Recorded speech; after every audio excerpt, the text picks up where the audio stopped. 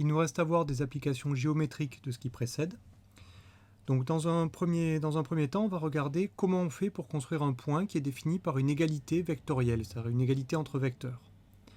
Alors l'idée, c'est de se ramener au cas où le point M est inconnu, et on essaye d'avoir une relation du genre AM, vecteur AM, égale vecteur U, avec grand A, ce sera un point connu, le point M, c'est celui qu'on cherche à placer, et le vecteur U, ce sera un vecteur connu. Alors parfois ce sera un vecteur qui sera lui-même une somme de plusieurs vecteurs connus. Mais peu importe, en tout cas ce qu'il faut comprendre, c'est que là-dedans, M est un point inconnu qui ce sera l'extrémité d'un vecteur dont je connais l'origine. Grand A, c'est un point inconnu.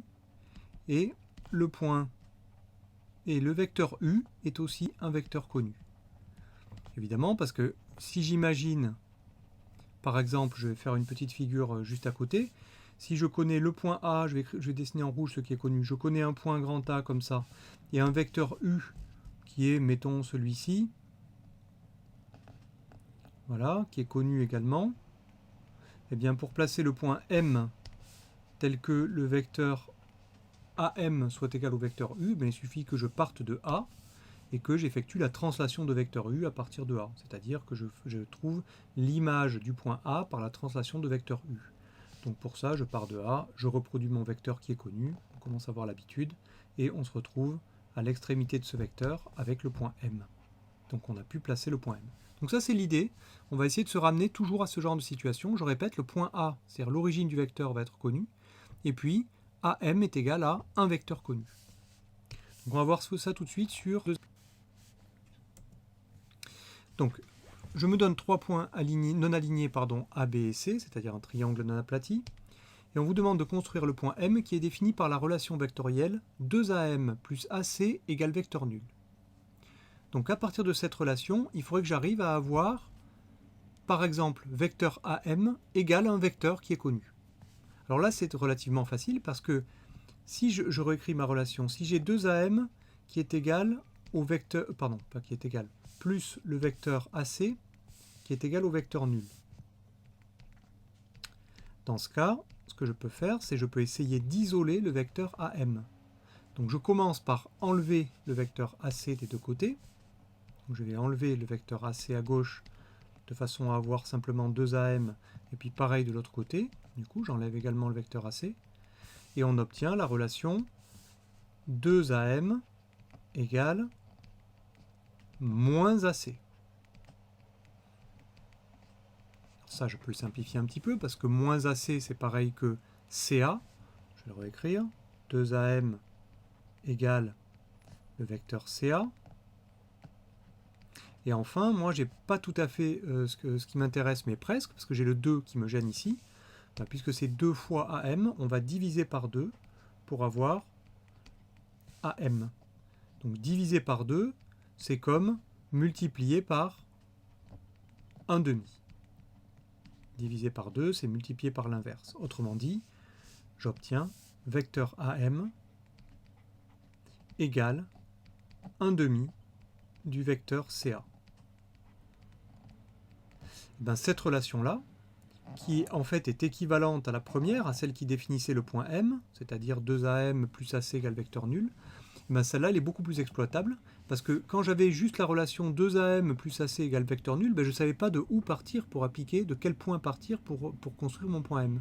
Alors que maintenant, je suis arrivé à une relation plus simple, où le point M est inconnu, mais je vais partir de l'origine grand A, qui elle est connue, ça c'est connu, et puis le vecteur 1/2 de CA, qui est également un vecteur connu. Tout ce que j'ai repassé en rouge, c'est ce qui est connu. Donc ce que je vais faire, c'est que je vais partir de A, et puis je vais appliquer le vecteur 1/2 de CA. Très bien. Alors le vecteur 1/2 de CA, eh ben, c'est donc je vais le dessiner à partir de A. Vous voyez que CA, c'est le vecteur qui est vers le bas de C vers A ici. 1/2 de CA, ça va être, je coupe en deux CA, et donc voici en bleu. Ah, j'aurais dû le faire comme ça. Donc le vecteur CA, je pars de C et je vais jusqu'au milieu de mon segment CA. J'aurais dû prendre un trait plus épais. Voilà. Voilà le vecteur 1/2 de CA que je viens de dessiner avec la flèche.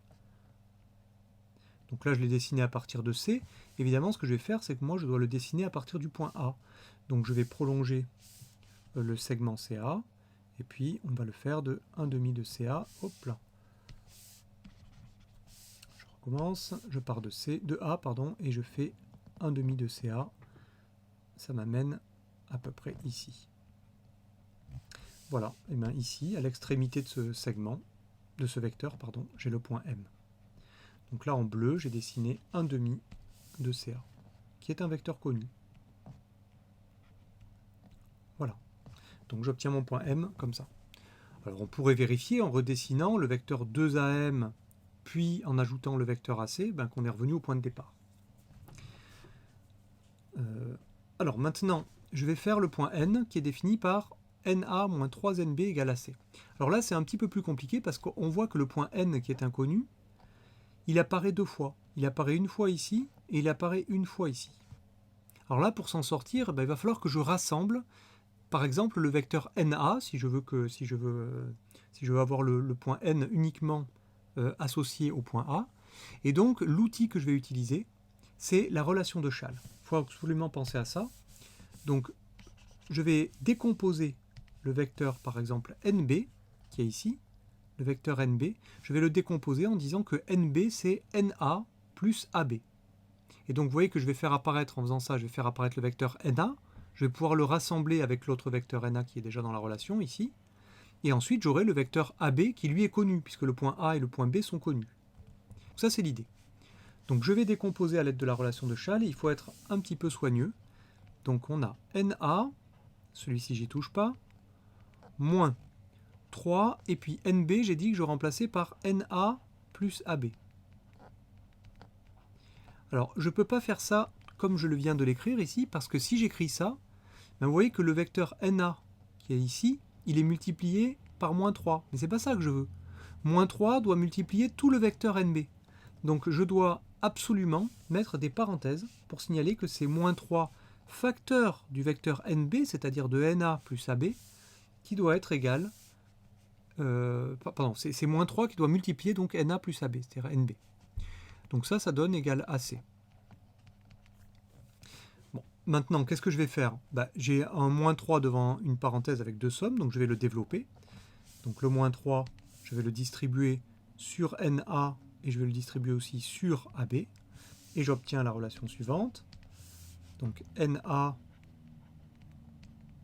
moins 3NA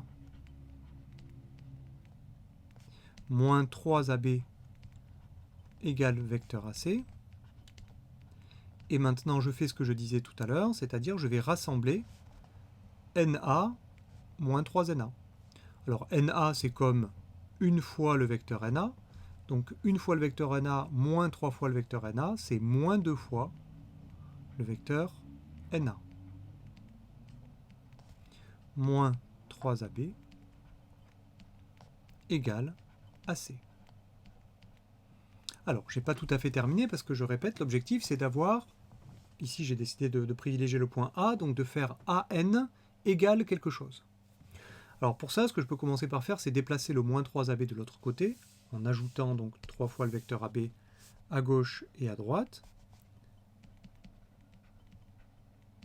Je vais le faire ici et je vais le faire ici aussi. Qu'est-ce que j'obtiens? Bien, j'obtiens moins 2NA égale AC plus 3AB. Alors, il ne faut pas avoir peur du membre de droite. En fait, ce membre de droite, c'est un vecteur connu. Je sais le dessiner, le vecteur AC plus 3AB, puisqu'il y a déjà les points A, B et C sur la figure. Ensuite, à gauche, ce que je peux faire, c'est qu'au lieu d'avoir moins 2NA, je peux écrire 2AN. Donc, comme ça, je pars bien de l'origine grand A, égale, encore une fois, AC plus 3AB. Et il me reste enfin à diviser par 2 pour déplacer le 2 qui est devant AN. On va diviser par 2, c'est-à-dire multiplier par 1/2, c'est la même chose. Je multiplie par 1/2 à gauche et à droite. Et j'obtiens donc AN égale. Et là, il faut faire attention également parce que le 1/2 doit multiplier tout le membre de droite. C'est-à-dire 1/2 multiplie, entre parenthèses, le vecteur AC plus le vecteur 3AB. Il me reste à développer le 1,5 dans la parenthèse. Ici, 1,5, je vais le développer ici et je vais le développer là. Alors on peut aller plus vite dans le calcul, hein. Vous allez voir au fur et à mesure, ça devrait s'améliorer, mais donc pour l'instant je vais assez lentement. Ça fait 1,5 de AC plus 1,5 fois 3, ben ça fait 3,5 de AB. Et voilà, j'ai bien écrit le vecteur AN, donc le N est inconnu, à partir donc, du point A qui lui est connu, et d'un vecteur, qui a l'air un peu compliqué mais qui est connu, 1,5 de AC plus 3,5 de AB. Donc je vais partir de A et je vais effectuer le trajet 1,5 de AC plus 3,5 de AB, et à l'extrémité de ce trajet, j'aurai mon point N. Donc je vais juste repasser en couleur ce qui est connu dans cette relation. Donc ce qui est connu, c'est le point A, c'est le vecteur 1,5 de AC, et puis le vecteur plus 3,5 de AB. En fait, c'est un seul vecteur ce que j'écris en rouge là. Alors, je vais réécrire cette formule à gauche ici pour me faire de la place. On va avoir donc AN égale 1,5 de AC plus 3,5 de AB. Je vais effacer à droite.